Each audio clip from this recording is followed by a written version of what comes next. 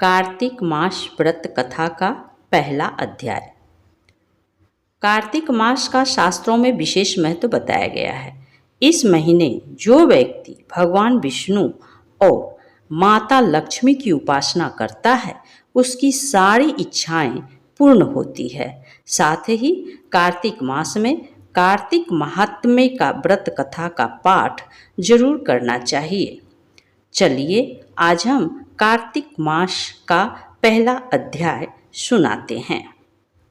श्री सूत जी बोले, जब देवर्षि नारद श्री कृष्णचंद्र जी से मंत्रणा करके चले गए तब हर्ष से गदगद होकर सत्यभामा ने अपने पति श्री कृष्णचंद्र जी से कहा, हे स्वामीन, मैं धन्य हूँ, मेरा सफल जीवन धन्य है।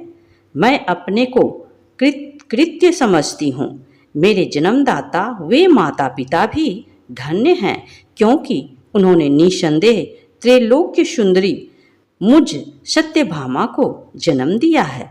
इस सुंदरता का ही प्रभाव है कि आपकी 16,000 स्त्रियों के रहते हुए भी मैं आपको विशेष प्रिय हूँ।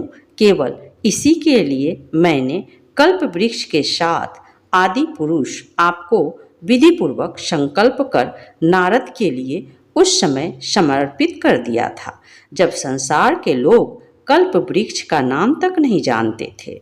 वहीं कल्प वृक्ष उस समय से मेरे आंगन में लगा हुआ है। हे मधुसूदन, तीनों लोकों के स्वामी भगवान लक्ष्मीपति की मैं अतिशय प्रियतमा हूँ, इसलिए मैं आपसे कुछ पूछने की इच्छा करती हूँ। यदि आप चाहते हैं तो मेरे प्रश्न का उत्तर विचारपूर्वक मुझसे कहिए, जिसे सुनकर मैं अपना कल्याण करूं, जिससे कल्प पर्यंत भी मेरा एक आपका वियोग कदापि ना हो।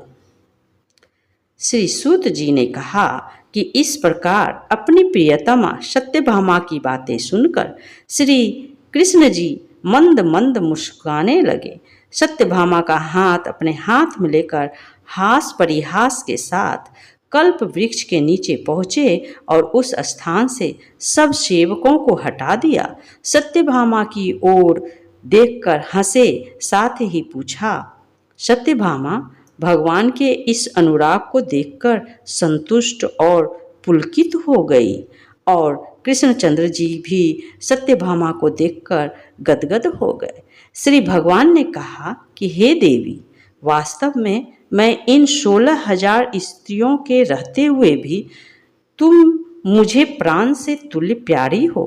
तुम्हारे लिए देवताओं के साथ इंद्र से भी लड़ गया था। हे प्यारी, जो तुम पूछना चाहती हो वह बड़ी ही अद्भुत बात है। तुम्हें मैं जो किसी को ना देने वाली वस्तु को भी दे देता हूँ, ना करने वाला काम भी करता हूँ, छिपाने वाली बात भी कह देता हूँ, तो फिर मुझसे पूछने की आवश्यकता ही क्यों थी? तुम्हारे मन में जो प्रश्न हो पूछो, मैं कहूँगा।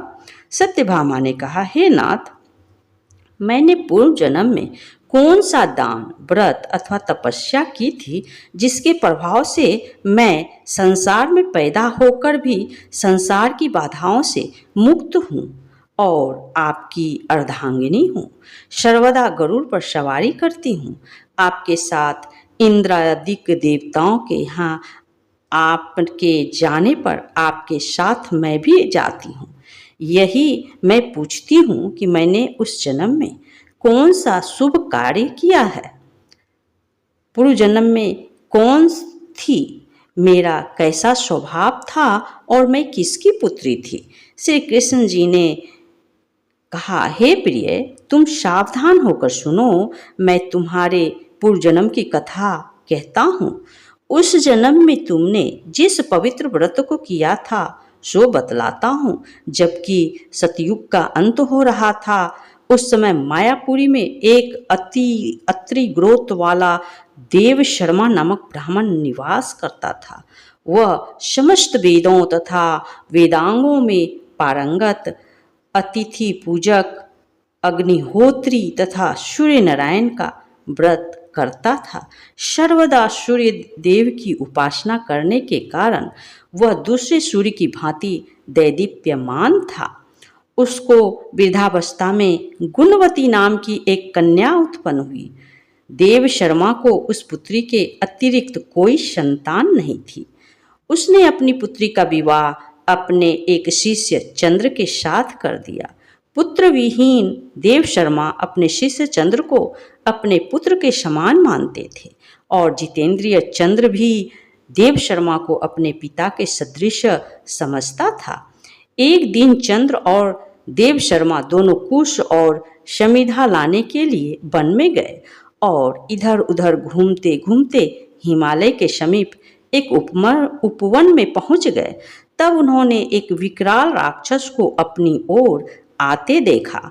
उसे देखकर ये दोनों भय से व्याकुल हो गए और शरीर के अंग शिथिल हो गए और वे भागने में असमर्थ हो गए।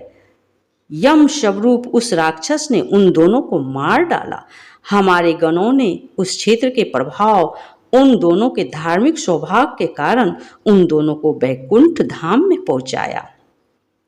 जीवन भर उन दोनों ने जो सूर्य देव का आराधन किया था उसी से मैं उन पर बहुत प्रसन्न था।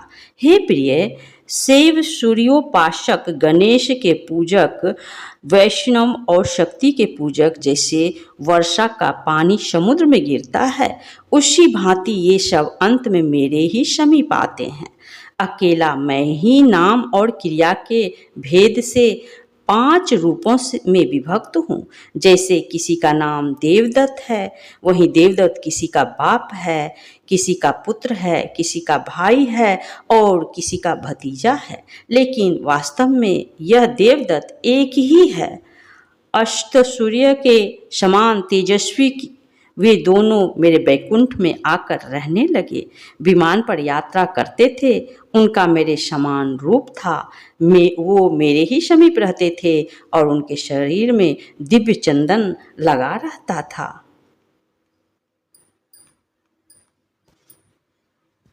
दोस्तों, प्रथम अध्याय समाप्त हुआ और अब मैं आगे दूसरा अध्याय आपके लिए लेकर आऊँगी।